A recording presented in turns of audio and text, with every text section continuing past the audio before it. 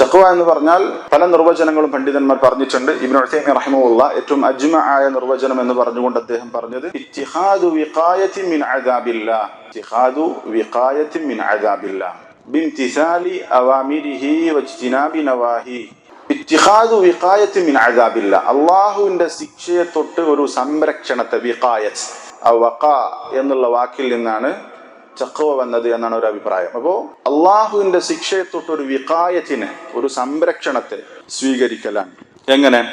ബിംതിസാലി അവാമിരിഹി, അള്ളാഹ് കൽപ്പിച്ച കാര്യങ്ങൾ അനുസരിച്ചുകൊണ്ട്, വജ്തിനാബി നവാഹി, അവൻ വിരോധിച്ച കാര്യങ്ങൾ വെടിഞ്ഞുകൊണ്ട്. അപ്പൊ തഖ്വ എന്ന് പറഞ്ഞാൽ ഇതിന് രണ്ട് വശങ്ങളാണ്. ഒന്ന് അള്ളാഹ് റസൂലും കൽപ്പിച്ച കാര്യങ്ങൾ ചെയ്യുക, മറ്റൊന്ന് അള്ളാഹും റസൂലും വിലക്കിയ കാര്യങ്ങൾ ഒഴിവാക്കുക. ഇതാണ് ഏത് നിർവചനവും അതിന്റെ ആകത്തുക ഇതാണ്, ഇംതിസാലുൽ അവാമിർ വജ്തിനാബുൻ നവാഹി, വജ്തിനാബു അന്നവാഹി.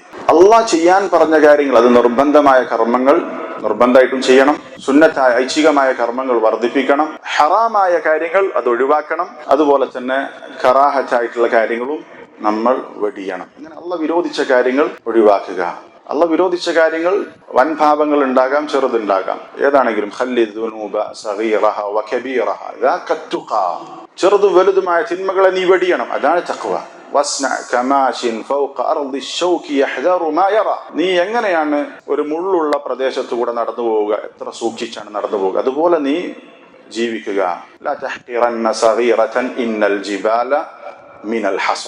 നീ തിന്മകൾ ഒന്നിനെയും നിസ്സാരമായി കാണാൻ പാടില്ല. കാരണം ചെറിയ ചെറിയ ചരൽ കല്ലുകൾ കൂടിയിട്ടാണ് വലിയ പർവ്വതങ്ങൾ ഉണ്ടാകുന്നത് എന്ന് പറഞ്ഞു. അപ്പം ചെറുതായ തിന്മകളാകട്ടെ വലിയ തിന്മകളാകട്ടെ ജീവിതത്തിൽ നിന്ന് ഒഴിവാക്കുക. അതാണ് തഖ്വ. അതാണ് തഖ്വ. ചെറിയ തിന്മകൾ നമ്മൾ നിസ്സാരമായി കാണരുത്. നബി സല്ലല്ലാഹു അലൈഹി വസല്ലം ഇയ്യാകും വമുഹഖറാത്തി ദുനൂബ്, നീ തിന്മകളിൽ നിന്ന് ആളുകൾ നിസ്സാരമായി കാണുന്ന തിന്മകളെ സൂക്ഷിക്കണം. ഫഇന്നഹുന്ന യജ്തമിഉന ഫിർറജുൽ ഹത്താ യുഹ്ലികനഹു, കാരണം അത് ഒരാളിൽ ഒരുമിച്ചുകൂടി അവനെ അത് നശിപ്പിച്ചു കളയും എന്ന് നബി സല്ലല്ലാഹു അലൈഹി വസല്ലം പറഞ്ഞു. ഒന്നാമത്തെ ഭാഗം അള്ളാഹുവിനെ സൂക്ഷിച്ച് ജീവിക്കുക എന്നുള്ളതാണ്. നമ്മുടെ ഏത് പ്രശ്നങ്ങൾക്കുള്ള പരിഹാരവും അത് തന്നെയാണ്. അള്ളാഹു നമ്മൾ എത്രത്തോളം സൂക്ഷിക്കുന്നുണ്ടോ, അള്ളാഹു എല്ലാ പ്രയാസങ്ങൾക്കും പരിഹാരം തരുന്നത്. അള്ളാഹുവിനെ എത്രത്തോളം നമ്മൾ സൂക്ഷിക്കുന്നുണ്ടോ അതാണ്.